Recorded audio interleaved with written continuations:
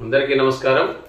ముఖ్యంగా ఈరోజు 10వ తరగతి పరీక్షల యొక్క మార్కులు, ఫలితాలు అవన్నీ కూడా అనేక పేపర్లలో మనం విశ్లేషించినట్లయితే గతంలో జీపీఏ 10 ఏదైతే గ్రేడింగ్ ఉందో ఇప్పుడు మార్కులు.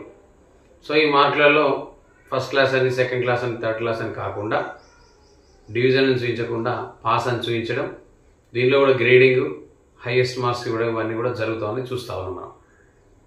అంటే గ్రేడింగ్లో అయినా జీపీఏ 10/10 10 అని ఇట్లా ప్రకటనలు ఇవ్వడం విద్యార్థుల యొక్క మానసికంగా కానీ వాళ్ళ ఆత్మస్థైర్యాన్ని కానీ దెబ్బతీసే విధంగా 5 లక్షల మంది విద్యార్థులు రాస్తున్నారు సుమారుగా.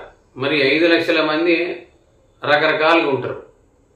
విద్యా సంస్థలు కావచ్చు, తల్లిదండ్రులు కావచ్చు, వాళ్ళ మనోబలం కావచ్చు, అనేక రకాలుగా మనం ప్రక్షాళన చేయాల్సిన అవసరం ఉంది. అసలు ఈ ఫలితాలు ఎలా వచ్చినాయి, పిల్లలు ఎలా దాన్ని బెరీజ్ వేసుకున్నారు, మరి ఈ ఫలితాల పట్ల కేవలం ప్రైవేట్ విద్యా సంస్థలు మాత్రమే ఇలా ప్రకటనలు ఇస్తున్నాయి. మరి ప్రభుత్వ విద్యా సంస్థలు కూడా ఆల్మోస్ట్ 50% రాసిన పిల్లలు. కేవలం ఒక 2.5 లక్షల మందిని దృష్టిలో పెట్టుకొని మనం ఫలితాలన్నిటి పేపర్లో ఇవ్వడం, ఇబ్బంది పెట్టడం, వాళ్ళను మానసిక క్షోభ గురి చేయడం చాలా ఇది చక్కని విద్యా విధానం కాదు అనేది ప్రభుత్వ నేతలు, ప్రభుత్వకు సంబంధించిన అధికారులు అనేక జీవోలు ఇస్తూ ఉన్నారు. ఈవెన్ స్టూడెంట్ ఆర్గనైజేషన్స్ కానీ అనేక సంఘాలు కూడా చెప్తా ఉన్నాయి.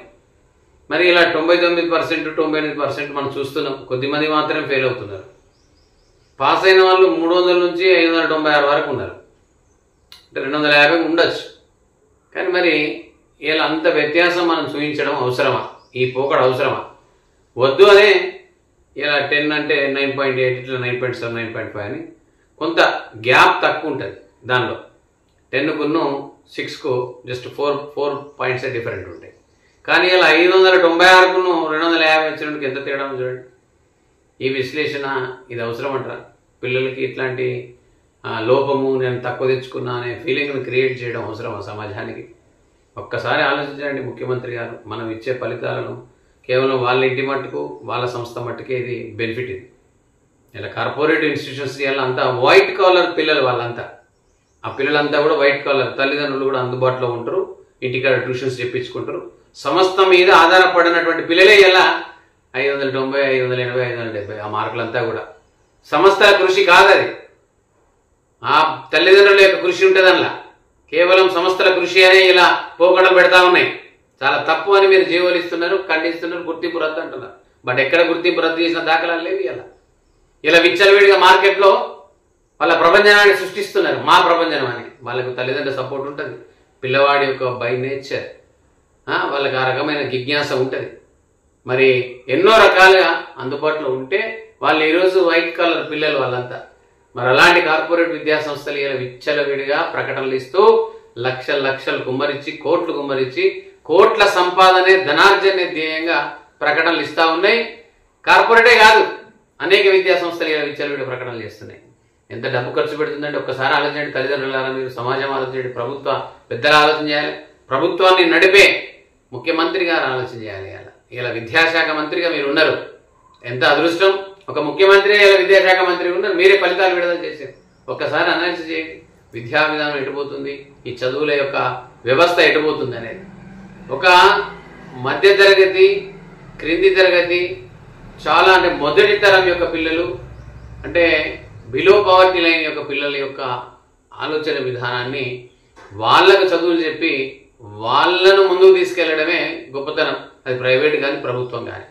చదువుకున్నోడు, ఇంట్లో చదువుకొచ్చిన వాళ్ళు, ఇంట్లో తల్లిదండ్రులు ఎడ్యుకేట్ అయిన వాళ్ళు, నాన్నలు, నానమ్మలు, అమ్మమ్మలు, తాతయ్యలు, వాళ్ళ కుటుంబం యొక్క చదువుల తరం ఉన్నదంటే అక్కడ ఖచ్చితంగా చదువుకుంటారు. వాళ్ళకి ఇన్స్పిరేషన్ ఉంటుంది. మా మామయ్య చదువుకున్నాడు, మా అత్తమ్మ చదువుకున్నారు, మా నాన్న చదువుకున్నారు, మా అమ్మ చదువుకున్నారు, నేను ఎందుకు చదువుకోవడం అనేది వాళ్ళ లోపల ఒక గట్టిగా కృషి ఉంటుంది, కసి కూడా ఉంటుంది వాళ్ళ లోపల. కానీ మొదటి తరం యొక్క పిల్లల యొక్క కుటుంబంలో అంత ఇల్లిటరేట్స్, నిరక్షరాస్యులు ఉంటారు. అలాంటి పిల్లలకి చదువు చెప్పి మార్కులు తెస్తే గది ప్రకటించండి అండి. ఇప్పుడు మా పాఠశాల ఉన్నది అలా బెస్ట్ అవైలబుల్ స్కూల్. మొదటి తరం యొక్క పిల్లలు, నాలాంటి పాఠశాలలు దాదాపు రాష్ట్రంలో 150 ఉన్నాయి. మా బెస్ట్ అవైలబుల్ స్కూల్స్ పిల్లల వీళ్ళకి చదువులు చెప్పి వీళ్ళ మార్కులు ప్రకటిస్తే అది గొప్పతనం. ఇట్లాంటి పిల్లల్ని ముందు తీసుకెళ్లడం గొప్పతనం. కారణం ఏంటంటే వాళ్ళ ఇంట్లో చదువులు కానీ వాళ్ళ ఇంట్లో విలువలు కానీ ఇట్లాంటివన్నీ కూడా యావరేజ్ ఉంటాయి. వాళ్ళ మనసు కూడా చాలా మంచిది. అట్లాంటి తల్లిదండ్రుల యొక్క పిల్లల్ని ముందు తీసుకెళ్ళి వాళ్ళ నేపథ్యాన్ని వాళ్ళ కోరికలను ఒక గొప్పోడితో పోల్చుకోకుండా వీళ్ళతో పోల్చుకొని వీళ్ళ యొక్క చదువులను ముందు తీసుకెళ్లడమే విద్యాసంస్థల యొక్క లక్ష్యం, మరి ఒక ప్రథమ కర్తవ్యం. ఇలాంటి వాళ్ళను కూడా మనం ఎంకరేజ్ చేస్తే వాళ్ళు వీళ్ళు సమానమైన పాలన, సమ పరిపాలన, సమపాలన, సమానమైన విద్య, ఈక్వాలిటీ ఆఫ్ ఎడ్యుకేషన్, సమానత్వాన్ని ఇస్తే అప్పుడు ఈ దేశం కానీ రాష్ట్రం కానీ బాగుపడుతుంది. సో ఇట్లాంటి ప్రకటనలు చేయండి. కానీ ఈ దరిద్ర ప్రకటనలు కేవలం ఇచ్చి విద్యార్థులను మోసం చేసి తల్లిదండ్రులను మోసం చేసి ఫీజులు లక్షలు గుంజి ఆ ఫీజులు అన్నిటితోని ప్రకటనలు ఇచ్చి మేం చెప్తున్నాం అని డబ్బాలు కొట్టుకున్నాడు, సొంత బూస్టింగ్ చేసుకున్నాడు, సొంత డబ్బాలు కొట్టుకున్నాడు. అట్లాంటి ప్రకటనలన్నింటినీ కూడా మోసం చేస్తున్నారని తల్లిదండ్రులారా, తెలంగాణ తల్లిదండ్రులారా, ఇలా మోసపు ప్రకటనలు నమ్మకండి.